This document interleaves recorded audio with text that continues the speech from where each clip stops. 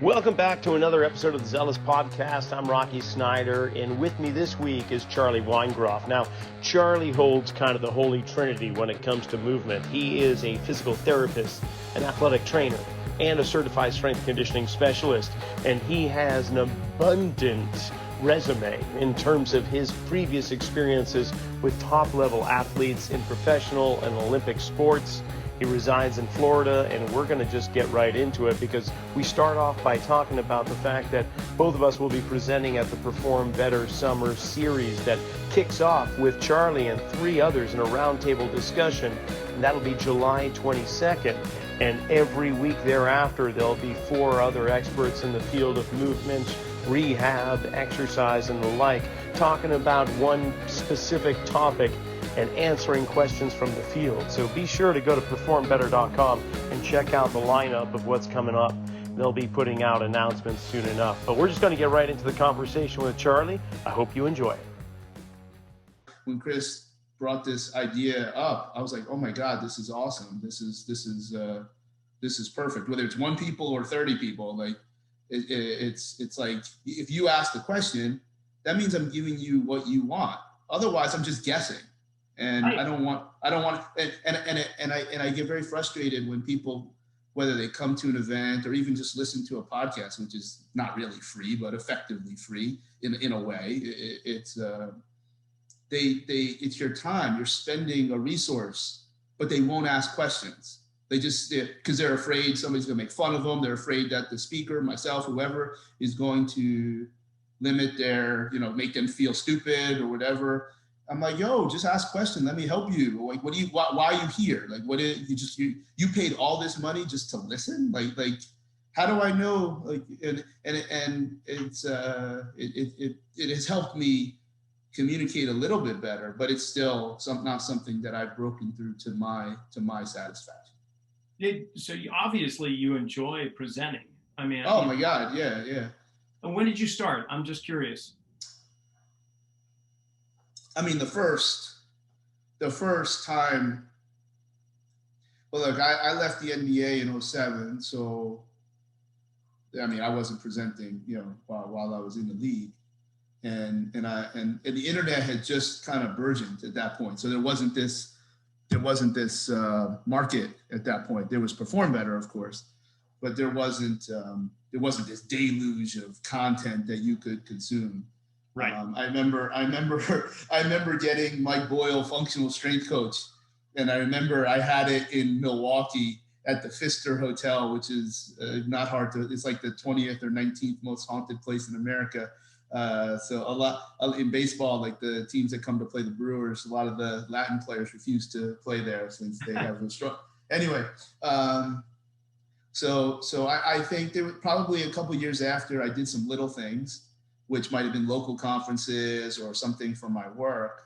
But probably the big, and obviously the breakout for me was 09, 10, when I started to work for Equinox. And the second iteration of what I was doing for them, which was a term that I detest. I think it's the most disgraceful thing because of how other people use it, bridging the gap. Oh, it makes me sick to hear that. Why is that? Why does it make you sick?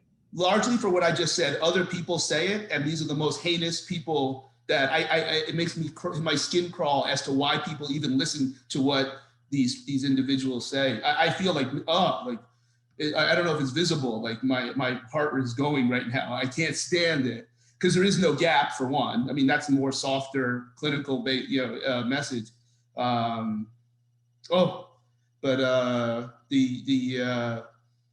we were talking about was linking. Yeah. How at that level, how personal trainers would work with a therapist for a general population client, and then the second time I ever did, the second or third time was when we recorded the first Train Eagles Rehab. I basically took all the money and put it into I think at that time that was the first, DVD or first video product that had 3 cameras and was all HD. And then obviously I'll let others speak to the quality of the content. But that was the first kind of 09, 10. And then the internet really created this swell, riptide, if you will, to appreciate all the stuff in your background of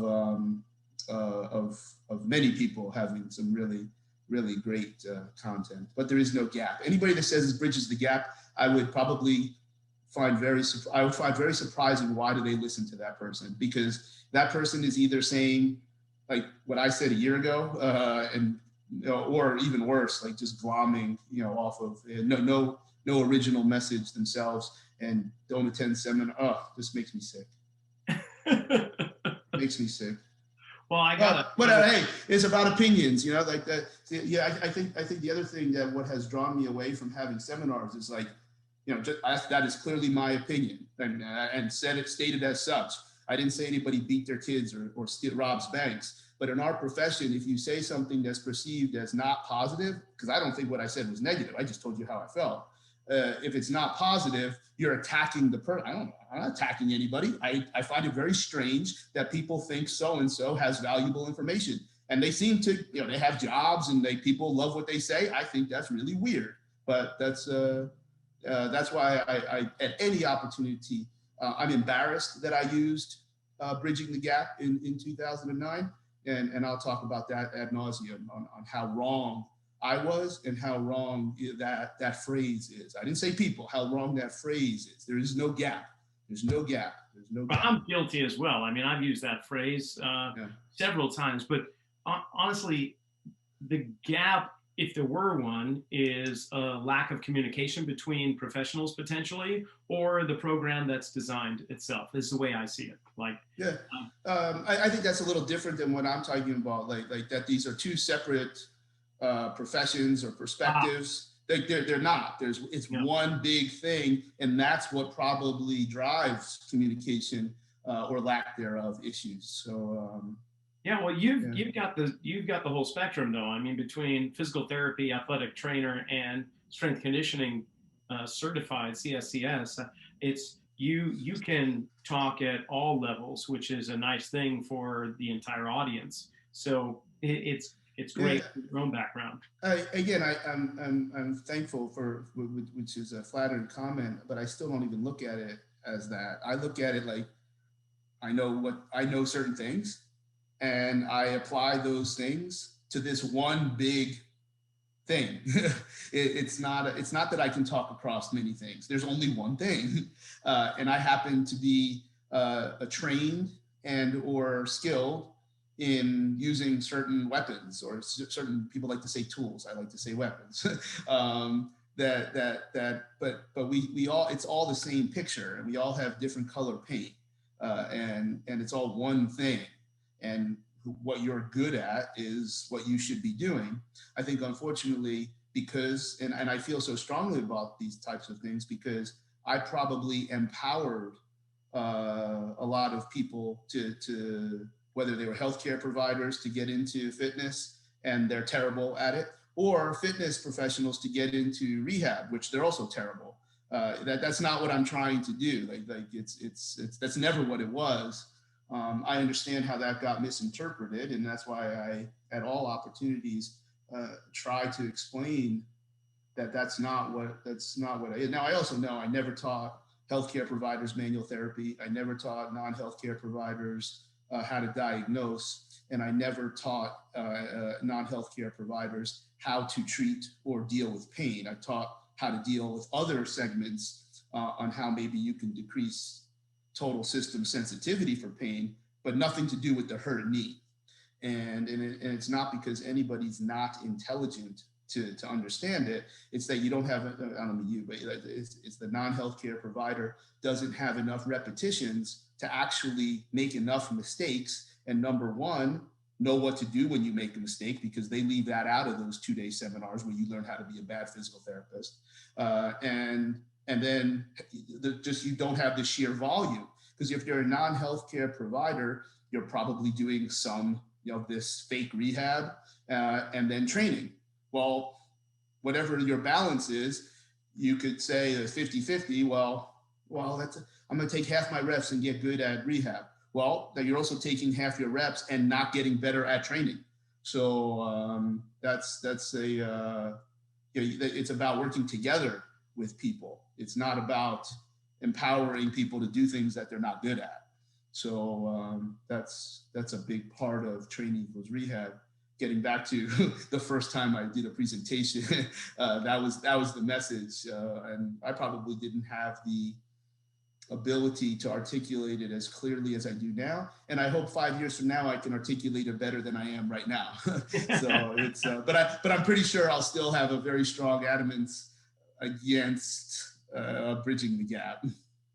Well, you mentioned weapons rather than tools. So in your words, what is your weapon of choice? And on top of that, are there weapons you're looking at right now that you would like to acquire? So I don't have a favorite. I'm not allowed to have a favorite. None of us, in my opinion, are allowed to have favorites. The weapon of choice, whether the individual possesses it or not, is what the model tells you. Whether you're asking the environment, whether you're asking the human body, whether you're asking the dynamic of people. When you have a systematic approach to evaluate things, then the model returns to you what is the best weapon. One of the issues would be that for people that do have favorites, meaning like what are they best at from a skill level? What are they most passionate about?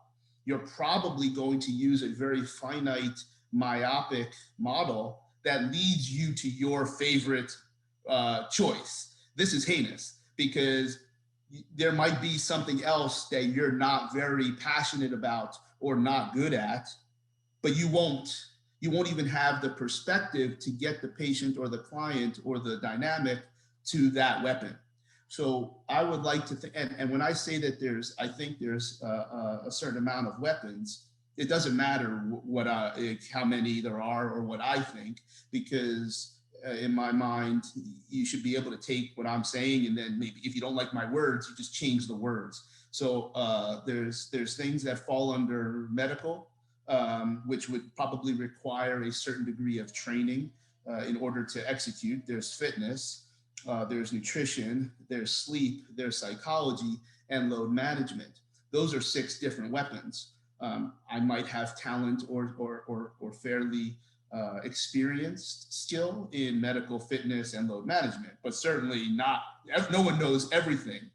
But if you send somebody to a healthcare provider that specializes in manual therapy, there's a good chance that person will receive manual therapy in this relationship. I think that's disgraceful because that means you're implicitly saying that your manual therapy can solve everything for everybody. And basically you're not, no one is even 9 out of 10 or 8 out of 10. Like there's 6. Like, how do you know that whatever their symptoms are not related to something nutrition? Because that might be a lower hanging fruit. So again, what I'm really doing is trying to drive a thought process of people working together, but also one of humility. It's very easy for me to speak loud and not only Disney, but wrestling, and like to be the bad guy, because the bad guy is really good at telling the truth, and people really do hate the truth. So I'm trying to show that if you come to see me and I send you to somewhere else, it has to be right. It has to be noble. It has to be humble, because if I truly believe I'm not the best person to help you, well, then I have served you as best as I possibly could. Rather than, well, let me just give it a try with this approach. That's what people do. People will always use they'll answer your question. I don't know that they'll always call it their favorite, but they'll say, oh yeah, like the skills that resonate the most with me, or the stuff that I think I have the most success with. Oh really? Like tell me about how you intervene people with sleep, and tell me how when the individual wakes up with a non-ideal environment of cortisol because they stay up late and they look at their phone. I mean, I'm just talking basic stuff here. And tell me how that impacts spontaneous electrical activity, which is why this soft tissue is having this type of presentation. So you're going to do your brilliant manual therapy, your brilliant needles, your brilliant breathing, whatever it is that you want to do, but you really did nothing, because the real reason is because they're a bartender and their whole rhythm is of hormones is different. Now, I don't know what to do about the hormones, but I know that they exist, and I wouldn't have that periphery if I thought there was a gap, because it's all one thing.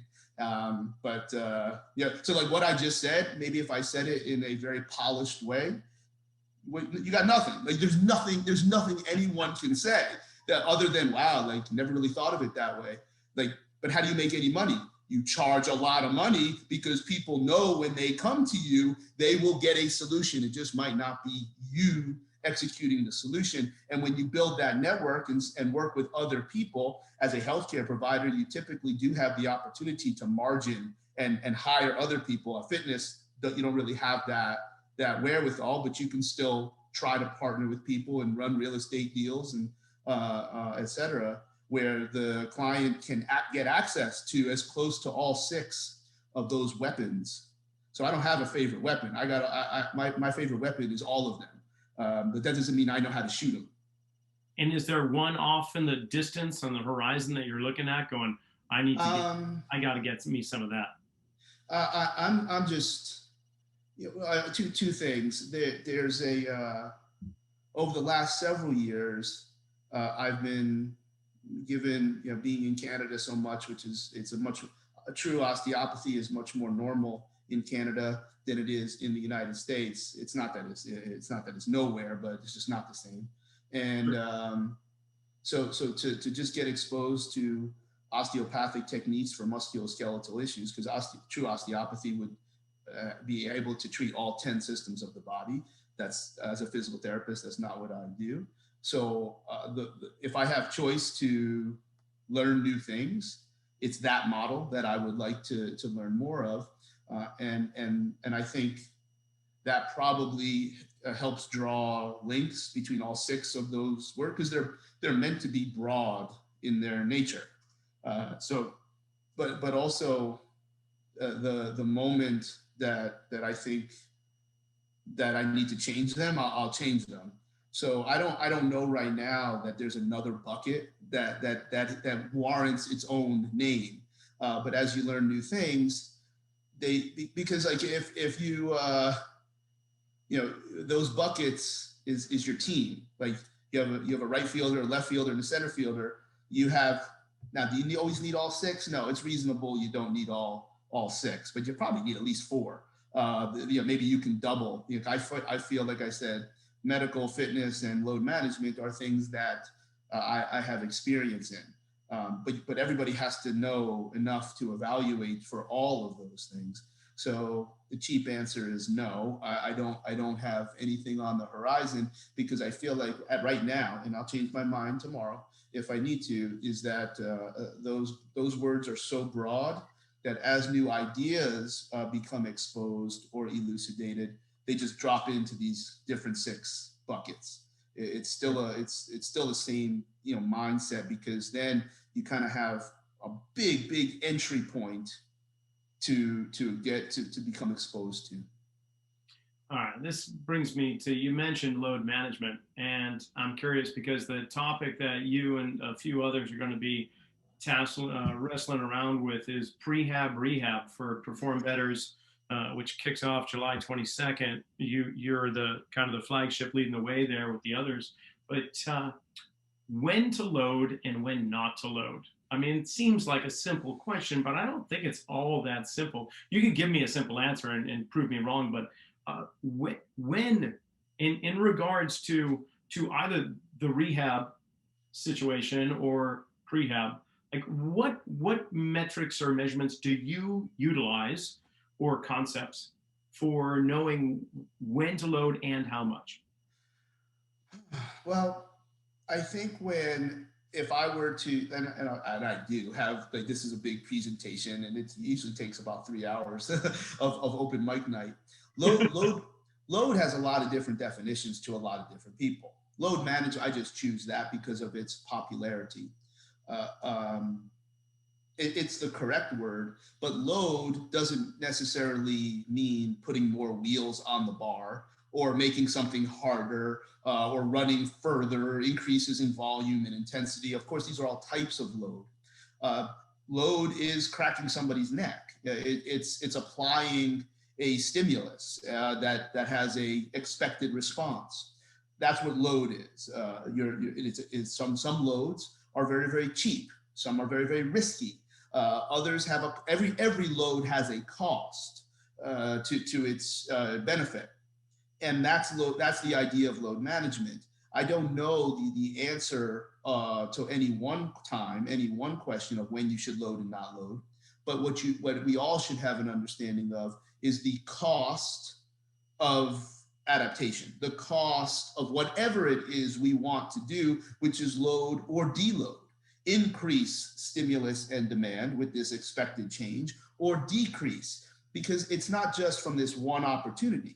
It's where am I going in 3 days? Where am I going in 3 months? Where am I going in the 4th year of the quadrennial? Where am I, do I need to get ready for world championships in year 3 and the Olympics in year 4? My load management in year 1 and 2 might include such things as biopsy, just so I actually understand what's happening to the muscle as a result of my training. But I would never biopsy somebody in year 3 when they're getting ready to run 100 meters in front of the world. So that all of that thought process is going to govern the decisions that live in that weapon arsenal of load management. But very similar to everything that almost every question is really going to be answered by asking more questions. So the most, and I always try to use the word keen, K-E-E-N, the most keen level of evaluation has 4 categories. So how do you know when to load and not to load? What I would ask a whole bunch of other questions about movement. Can joints get in the right positions to absorb adaptive stress? I'd ask about output. Output can be basic, it can be specific, it can be special. Readiness, who are you today? Where are you in this model of adaptation? So it might not, your shoulder moves great, so yeah, we should be able to press, except you've just done three weeks of this very, very intense training. Maybe you're in this resistance phase where if I continue to make you press heavy, you're going to drop even lower and then not finish higher. So it's like, here, and then you want to be able to finish here. You want to be up here. Well, if I need to know, because you're different every day. Like, I can't just always assume that my training choices are being received by the body as intended. So I have to know that. And then the 4th category is sensory systems. Not only vision, smell, taste, all of these things have significant impact on my next decision. So there's never a right or wrong. If you are going to say, I am interested, I don't care if my back hurts, I want to look like that on my wedding day. Have a go at it. Yeah. So load management, or how do you know when to load, includes all of those factors so that you have a very clear understanding of the cost of doing business, your return on investment of training resources. You can almost say threat management at the same time, almost. Yeah, right? Absolutely. Because if you're okay with paying a certain price, whether you actually have the resource or not, that is a very mature and educated and intelligent approach. Because if you say it and no, I get it, I understand. I use the example. I'm sure a lot of folks will trade musculoskeletal health for their choice of aesthetic. Like, who am I to tell them that they shouldn't do that? Now, I can tell you, I think I am someone that should be able to say, okay, I agree. I think you will look the part. I think your shoulder's going to really, really hurt. And I don't know what happens next. Well, what if I get a cortisone shot? Your shoulder will probably hurt less, and you get another cortisone shot because it's a shoulder. You can get 1 million cortisone shots in your shoulder. You just can't get it right in the tendon. Then your tendon will blow up. So those are the types of discussions that I would consider professional and adult, and I don't think they happen very often. I think the weapon handler, they make the decision for the person far more often than they should. Yeah, good point. Now, if what the client or patient wants exceeds the ethics or even legal responsibilities of the professional, then you should throw them out of your gym or your therapy office. Again, that does not happen very often. So that's I've done that. I'm like, look, I'm sorry, I can't help you. Like you're not like this is, you don't have to pay me today. It's okay. Like I can't help you. Yeah, honestly, I don't train for aesthetics. That's one of That's the things. I'm happy to send you to some others, online coaches or in person if you want, but that's not what I do. Yeah, and that's I think that's a line I think is logical. That I imagine a lot of people would say that, you know. But my point is, there's certain training effects that people will very intelligently say, I don't care about the costs. I'm like, all right, well, let's have a go at it. You know, it's I also don't do that very often, but I also am not someone that people look for aesthetic. Yeah, Right. But I would I mean, I also think that I think I don't mean you because I don't really know you very well, so I can say this. I think sometimes when it comes to aesthetics, people just don't realize that it doesn't matter what exercises you do. You're looking for this internal effect. If all you did was like one exercise, yeah, you might not have shoulders that look like mine, but you'll still lose weight and have abs. Like you'll lose body fat. Like if you just do lower body exercises, it's not like you only lose body fat in your legs. You know, like that's not how it works. So yeah, you probably won't be able to blow up in certain areas, but you'll still look the part. Yeah. I believe, yeah. So you bring about other points here. Obviously, there's a term that's going around that's gaining a lot of popularity, and that's joint centration. And give me your take on joint centration. I didn't know that it was popular. Wow. I learned the term joint centration, gosh, 07, 08. So as a primary tenant to dynamic neuromuscular stabilization, DNS, which is also osteopathic. It is not anywhere close to taught now the way it was in the early part of the last decade. It doesn't matter why. I could take a DNS course every week, but it's not the same as what it was. What, did it get watered down? I mean, we'll come back to joint centration, but talk about that for a second. No, because people, that's their thing. They make money on it. That's okay. Like whatever they do is their business. I'm not gonna. I don't want to talk about somebody else. Yeah. So joint, but it's that's why I'm interested that it's popular, because it's so not the same as what it was. I mean, here's what I'll say. There's some of the most powerful ways to help people. They don't even teach anymore. Like they'll say, oh yeah, you don't need that. What, I needed it in 08, but I don't need it in now. So, and there's reasons that part I won't talk about, because I'm not, you should have them on and make them tell you. And then when they won't tell you or they lie, then you'll know that what I'm talking about. So joint centration is a great opportunity to appreciate a range. It's a finite range of when the agonists and antagonists are completely balanced. It's really grounded in a concept in physics that before DNS became very popular in America, probably in the early part of the last decade. Oh wow, that was the decade before. Wow. It was talked about by Shirley Sarman. I think it was in chapter 4 of her first book. She called it the path of instantaneous center of rotation. So if you're a car guy, you know that the wheel fits on the wheel well one way, so that it spins as easy as possible, so the engine doesn't have to do as much work to create what the wheel is supposed to do, and which is rotate. And all of our joints, in effect, rotate. They, of course, funky word to say rotate, because you're rotating about an axis in a particular plane. So you can, when you flex your shoulder, there's still by the laws of physics, you are rotating about in the sagittal plane about a coronal axis. So that's what centration is. And in order for centration to happen, there's a bunch of other things that have to happen in terms of activating or contracting certain muscles, but not others, so that you can efficiently move with as little cost or demand of overloading other areas. So it's mandatory. It can be called many things, I think. But path of instantaneous center of rotation is a term that is grounded in physics. Joint centration is like a made up word but then it means the same thing. So maybe another example, because I talked about this, it's like, that was like my third Perform Better talk. I don't remember what 2011 or something.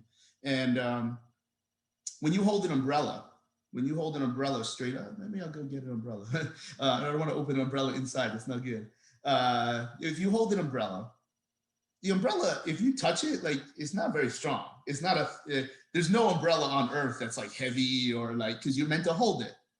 But if you take even a regular, run of the mill umbrella, if you hold it straight up and down, because that's how the stick is right in the middle of this chute, it can absorb a lot of rain and you don't get wet. But if the stick was out of the factory and it was these bad umbrellas and it wasn't perfectly in the middle and was off to the side a little bit, you'd have to hold it a little bit cockeyed and the rain wouldn't go where you wanted it to go. Because if you held it straight, the umbrella would be cockeyed and that would be decentrated. And if you take that concept to our joints, there is an area that would be considered centration where you can absorb as much load as possible without any muscle action. Now, the link as it relates to what we have learned in DNS is that if baby does not demonstrate those centrated joint positions, they typically either have neurological disease and they have been unfortunately not given the same gifts as everyone else, or you will see developmental changes as the body, as you go through the developmental process. It doesn't mean you're not going to be an athlete. Yeah, kind of probably. So that's where it's called ontological. Like, you can't really prove it, but you kind of know it's true, but there's no way to actually prove that you and I relatively went through that developmental process the same way. We both did this, when we were 4.5 months. We both, did a tripod at 7. We all did things if it's normal within range. And we did those things with what would be these definitions of centration. So you take those positions, which do not have to always be akin to these neurodevelopmental positions, but that's more about DNS than joint centration, that you can handle a lot of load. Good news, like, your body doesn't know the difference. If you have this big heavy kettlebell, and if you're doing it with joint centration, you could probably have a bigger kettlebell and move it, which your muscles will adapt from without this other cost. So joint centration is a very, very powerful tool. I'm not sure there's an opportunity to dispute its value. I do think there's a conversation to suggest that, look, not every single thing you do has to be joint centration. Just because it doesn't look like what baby would do doesn't mean that you're a bad person or your spine is going to explode. If you do it a lot that way, your spine might explode, unless you have other qualities of the connective tissue that are not required for baby. So I actually didn't know it was popular. Well, that's cool. And I guess in my neighborhood, a little bit here and there, but it's interesting. That should be the firmament, and I'm in agreement. A lot of the foundational elements within training and conditioning, and yet, ironically enough, the world in which we live in is forever trying to draw us away from that balance point or that centrated point, or just sitting here where our bodies are adapting over time to draw us out of those places. So I feel personally that within our industry, it's really not being implemented to the point that it can when we are designing our programs. It's more about gross force production. We may look at, okay, one joint needs mobility here and there, but how the entire chain is reacting and where that structure is in space, what are we going to do in regards to movement selection and the different weapons you have to bring that body back into a place where there's exactly what we've just been talking about? I agree with everything you just said. And the only addendum, which would not challenge anything you just said, would be, okay, if you're not going to apply those legitimate principles of physics, and you got a little meta there, which is okay with me, if you're okay with the cost and being able to return back to that standard. So that means your cost did not F it up. That to me is extremely powerful. So yeah, I agree with everything that you said, and it's the wheel. Like when your alignment is off, you can still drive the car. The tire wears out, or your mileage is not good, or whatever, and that is path of instantaneous center of rotation. Go to an engineer in Michigan that builds cars like that. That's what they call it. So that's joint centration. Well, then take it to a Rotary athlete, right? Golfer, baseball pitcher, tennis player, whatever. And here they are primarily creating a rotary force in one direction, eccentrically loading one way, concentrically driving another one. That's creating it throws them out of that centrated place. So my question, Charlie, is that as a professional, is it the idea to bring about balance with those athletes?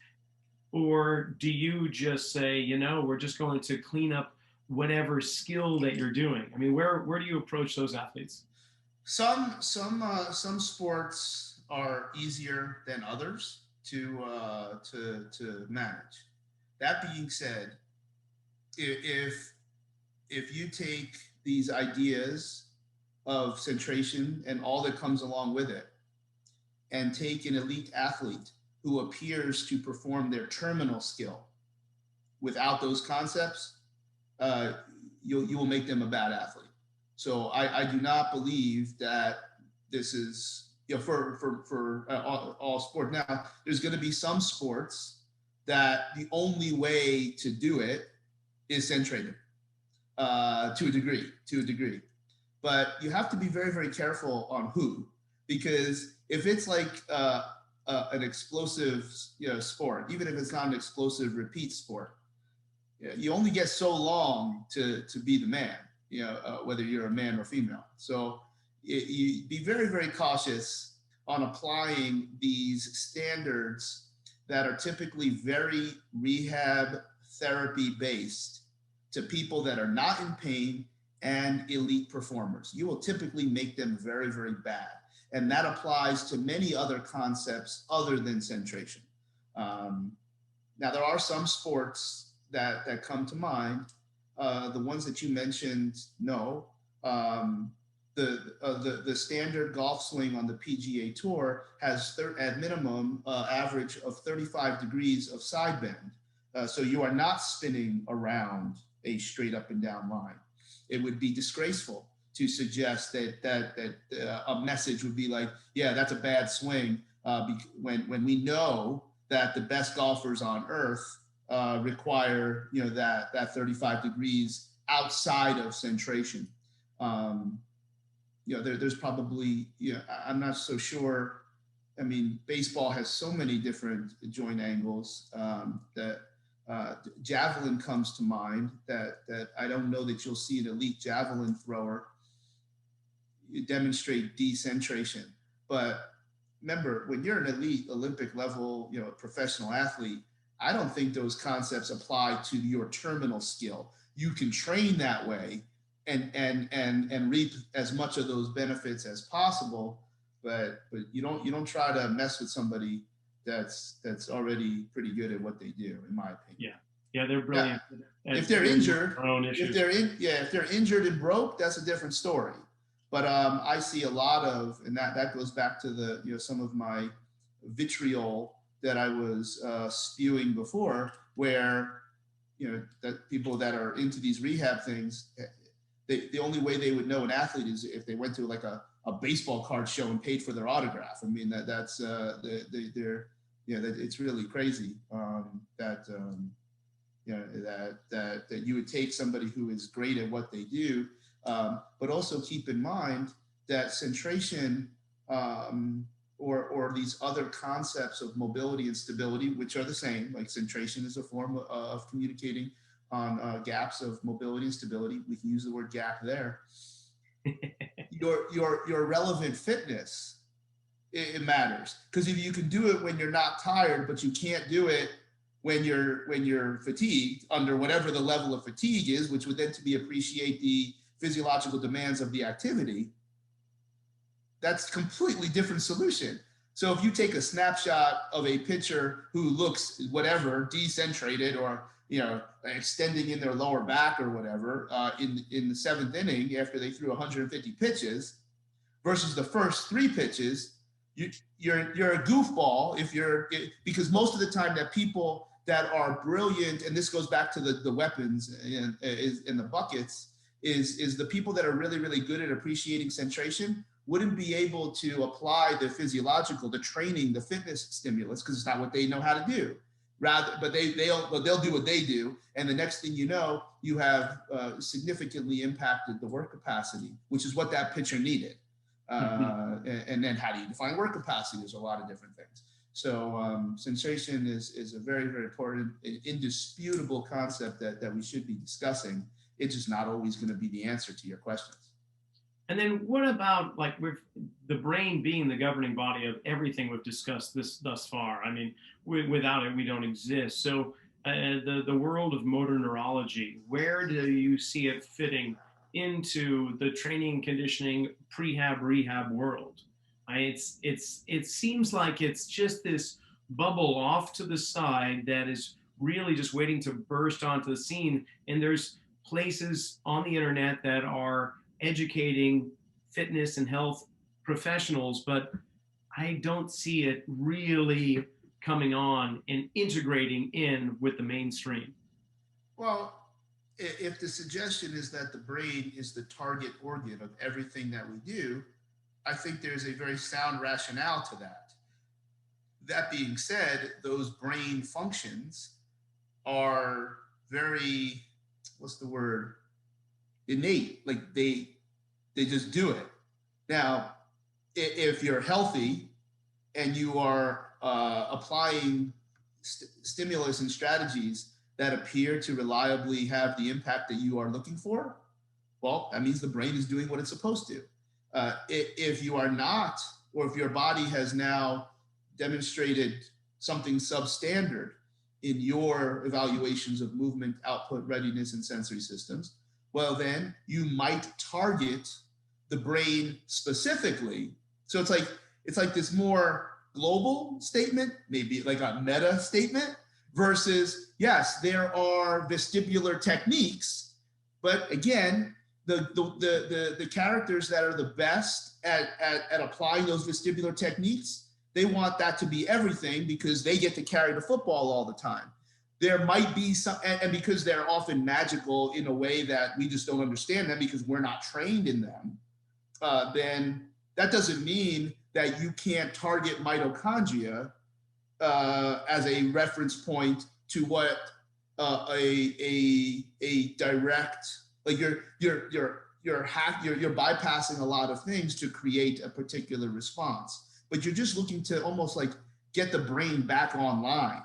So if you treat the brain directly, whether it's with something like DNS or some of these very, very powerful and very, very good rehab vestibular techniques, where does that get you? Like, does that help you run a mile? Does that help you clean 3 wheels? No, it puts you in a position to adapt to different stimulus in a reliable fashion. So of course, when I clean 3 wheels, the brain is governing the execution and the subsequent costs and benefits. There's no question. But am I really targeting the brain by cleaning? No, I'm probably targeting, how quickly my muscles contract, which again is governed by the brain. But the brain's process is standard. It's doing what it's supposed to do because I evaluated properly. I evaluated keenly. So I think that's what you're getting at. Yeah. And it doesn't see, the problem is when I say something like that, I run the risk of somebody thinking that I say these techniques are not good. They're brilliant. They're brilliant techniques, but they only do what they do. And there might be something else that does it even faster to get the same response. And the other problem with these very, very powerful rehab techniques, you don't really see this in fitness, is that if you go to learn a rehab technique, it usually comes with its own pre-packaged evaluation model. So if I go to a course that wants to teach me all these really cool rehab techniques, in that Cracker Jack box is usually an evaluation model. And it's good business. Like it makes sense that that evaluation model is only going to take me to the techniques that you love, which was your question a long time ago. Right. How can that possibly be the answer? Like how can your model solve everything? And that's where I would love to be able to communicate more at a system level. So all of those things have a role and everyone can work together, but part of working together is being able to watch someone else carry the football and everybody still gets a ring at the end of the year. So that I don't think we see that. That has nothing to do with rehab, prehab, or that's just what it is. Now that's actually really good business, meaning you'll continue. If I can fool you into thinking that all you need is what I have to sell, then but that's why I don't expect to teach a lot of seminars anymore, because people want that. They want those baseball cards. They want those letters, those certifications, so they can feel like they're part of a group. So they can feel like they're part of, now I'm getting meta. Like they feel like they can be part of a team and a club that only we're in and no one else can be in. And that's the total opposite that I'm trying to do. I'm trying to say, dude, but unfortunately my message then seemingly devalues that concept of the importance. Everything is good. Now, of course, there are some things out there that are basic, total nonsense. Like they violate every level of physiology or neurology or physics. I mean, but because they're based on the same types of, I don't know, it's not logic, but belief systems of dangerous things like cults. But cult is such a bad word, except we love the word culture. So what they're doing is very effective, unfortunately, in my opinion, for some very dangerous and very selfish reasons. Well, it's hard to get more information without going down the other roads we just mentioned in terms of certifications and so on. And a lot of those come with assessments, but it's really, I think a lot of those individuals that create such things have years and years of knowledge and experience and education, and they're trying to kind of simmer it down to some of the basic elements so that more people can understand. Because it would, well, how else would they do it? I'm curious. How else would they get the information out there if those other people that they're trying to educate didn't take the same journey they were taking? I hope it doesn't sound like I'm suggesting they shouldn't be doing that. No, In fact, what I would say, hey, before, just so you know, this isn't everything, and they don't do that. Whether it's implicit through passive aggressive comments or coming right out and saying, yeah, everything else is shit. All you need is what I tell you, which people say. They absolutely say that. And trust me, what your heroes say at dinner when no one else is around is a little bit different than what they say in front of people paying $895 for a seminar. So and that in itself doesn't mean that the information is bad or it's that they create this exclusive nature by, for instance, joint centration required a definition. Now that's a real word. Path of instantaneous center of rotation is a real term. But what about people that make up words and they randomly pick things that make sense to them So if I use, and I'm not going to say what they are, but I'm sure you know, because there's multiple, they just literally make up words to create this exclusive Star Wars language. So now think of the word exclusive. Like the base is to exclude. So if I don't know what that means, I am now in debt to you. I'm in social debt. The only way I can learn what those words mean is to pay you, which you deserve to get paid, if I really want to know those definitions, except they're not exclusive concepts. Like the words already exists. There are people that literally change the definitions of very powerful words, such as mobility. So when I do a presentation, which I did, last year for Perform Better, we did online. The year before, we were in person. So we talked about like mobility and stability. I said, the definitions for the next hour and 15 minutes are the ones in the dictionary of physics, okay? That's the ones that I'm gonna use. And it's completely antagonistic to what other people would call mobility. Like, why would you change the definition? Well, the reason you change the definition is to create this exclusive model. And that's really where I think, I know I'm not answering the question, because no, it's not that people shouldn't share, or is there a better way to share? It's everybody lives inside this snow globe, and there's a town.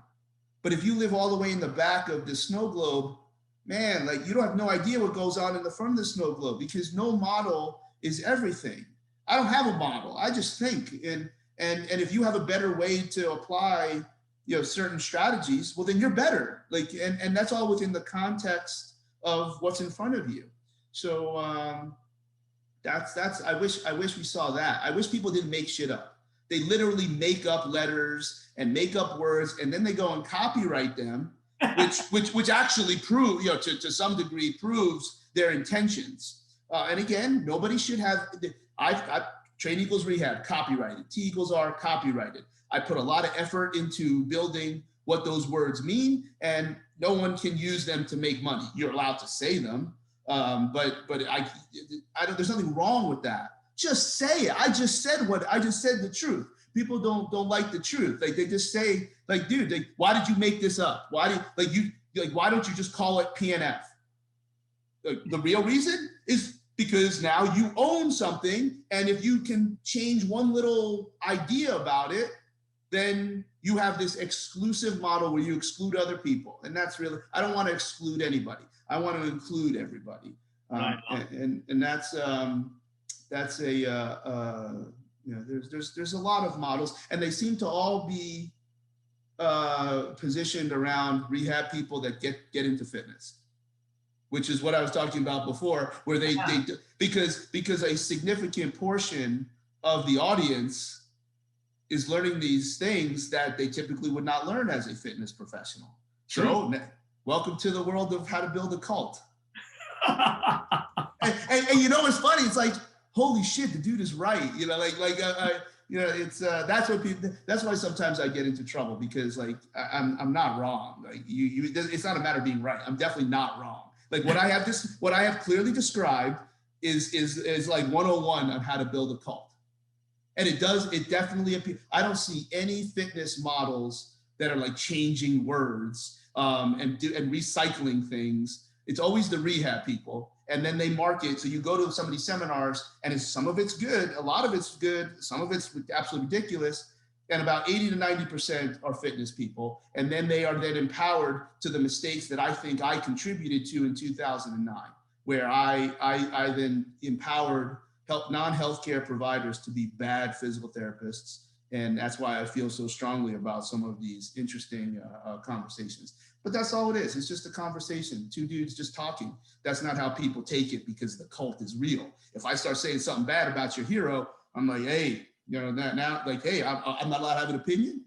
Like that's, so anyway, that's. Two dudes having a conversation. Yeah, let me sit over here so I have light. I'm sorry, it's not so good. No, you're good. You're good.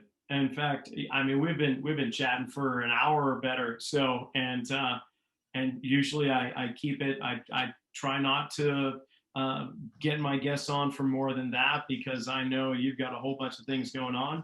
And, but How's that? There we go. Look at There that. you go. I actually have a light. You can see that Miami Dolphins logo on your shirt pretty well now.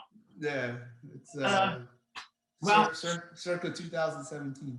So I'm curious. You've looked at the lineup and so on with Perform Better. This will be my last question. I think is that what are you looking forward to? I mean, you were just saying what a great idea this was to have this roundtable discussion on a weekly basis. Are there some? Did you look over the lists and that you're getting? I'm very I'm very, very close with Chris and a lot of the other people at Perform Better. I would not dare say that my approval was required, but these types of I thought this was a brilliant idea. Now I do not expect the conversation to be as sophisticated as what this one was. I don't, and not because the individuals are not capable. It's going to be more because this was for you and I, and what we thought. Because no one was driving the questions, because unless your questions to me were driven by what other people wanted you to ask. The thing, I'm just excited to see how it goes because it's new. It seems safe enough to try something, but I don't know. But I think there is a degree of risk because and we've been told, and I feel very good about my ability to play in the sandbox. If I'm paired or other people are paired with people that have a very antagonistic or dichotomous message, I think that's going to be exploited in some way. And it's going to be a fun challenge to communicate in a very safe and respectful way.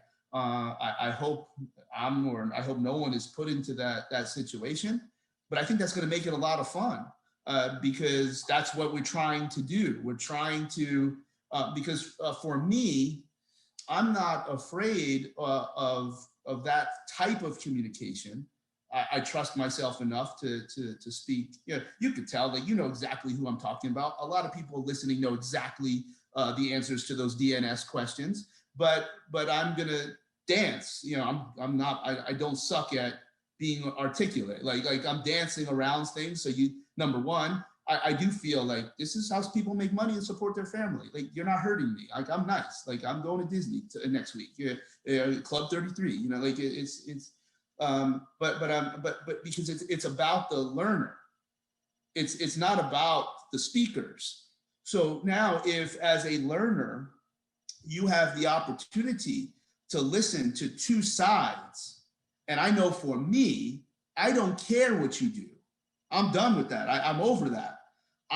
You ask a question. Oh, because one of the things we didn't have to talk about it because we started talking before this formal start of this. But usually what I say when I do podcasts is don't ask me anything about a person's name or a professional organization like you did. And the reason is because I won't answer it because I'm not really afraid of slander because everything is in the form of an opinion, but I would rather talk about what I do. So now, because what people love doing and then what they always do, oh, well, so-and-so said this. I'm like, what do you want me to say? Yes, that person is an idiot. Yeah, what do you want me to do? But the way to say that in a safe way is I expect all four people in every module to believe that what they do is the best in the world. Now you can't say that in an aggrandizing way, but if it wasn't true, my question would be, why are you doing it? If you don't think what you do is better than everybody else, then why are you doing what you do? And that's a rhetorical question. So are you doing something to intentionally be on the B team? Is there something that is better, but you're not going to give it to this person for whatever reason? I don't. That seems very, very strange to me. So I'm excited for the listeners to have the opportunity to listen to Rocky say that the sky is blue and to hear Charlie say that the sky is green and Rocky give his reasons why he thinks the sky is blue and not care what I say. And Charlie's going to say why I think the sky is green and not care. And if the learner still thinks the sky is orange, then that's fine. We don't get these opportunities to actually talk about topics without this. And because one thing, look, it's obvious that at Perform Better, we have a significantly diverse group of speakers because we have a significantly diverse group of listeners. Mm-hmm. Clearly, somebody that is very excited to listen to me may not be excited to listen to someone else because the topics or the style of speaking or the perspectives are dichotomous, and that's okay. That's why there's 4 people every hour to choose where you go. Now all 4 people are in the same. You're going to get a chance to hear people. But what people don't realize is that when we're in the speaker's room or when we're at these other conferences that are Perform Better will sponsor us to go to, like, everybody's cool. Like, we don't talk about those things because you don't have that in common. But when you build a cult, you don't want people to know that. You want people to, because then it makes your stuff and your model more substantial and more exclusive. People will have a good opportunity to, that's clearly here's why I think that's not accurate. I think doing that is inaccurate because of this, this, and this. You have every opportunity to vet what my reasons are. You can look it up. I would beg you to ask somebody in that space as an expert that doesn't care. So there's certain rehab modules that believe in certain things. And I'd be like, okay, here's why that's completely false. This is why I believe what I believe. Now, please go ask an exercise physiologist that doesn't even know why you're asking them about blowing up a balloon. Like ask them. Don't ask the other person. Let them explain why they think it's correct. I'll explain why I don't think it's correct. Good news, I don't care. Ask somebody else who really doesn't care and doesn't even know why you're asking them. Don't ask the exercise physiologist that likes blowing up balloons because he's in the cult. That's where you're going to have a really cool opportunity to see that. And I think that's going to create a true teaching and learning environment rather than just listening to somebody. There's a difference between learning, which is a very uncomfortable process, but learning requires you and I to teach, because learning is a load. It's a load management thing. It's you have to, like, how do you learn? You learn from mistakes. Are you ready to hear your mistakes? If you're in a cult, no, you're not ready to hear your mistakes. The other way of improving yourself is simply accumulating new information. That's not learning. That means somebody told you something that's very useful, something very, very accurate, but it did not require you to admit mistake.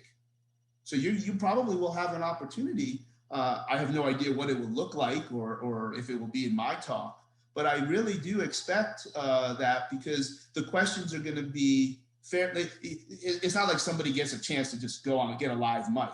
But I do think, and I also do expect that some of the questions are going to, like, hey, you guys okay doing this? Look, that's going to happen. You'll never know as a listener that that's going to happen, but I would expect it to be like, I'm not trying to get into all that. Like, just like that's, so I think that's exciting to me, because as long as the speakers don't care, if a speaker cares, it's not going to work.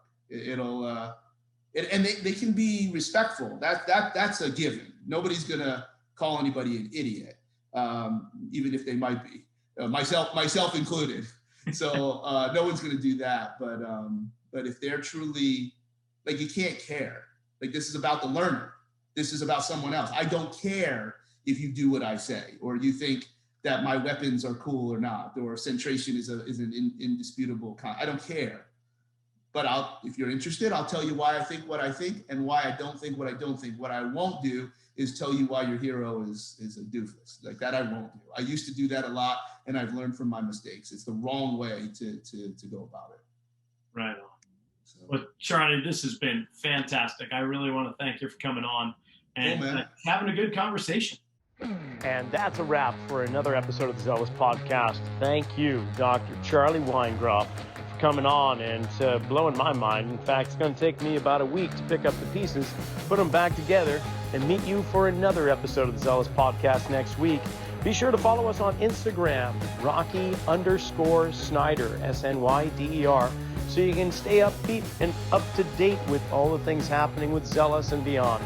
Have a great week. Thanks for listening.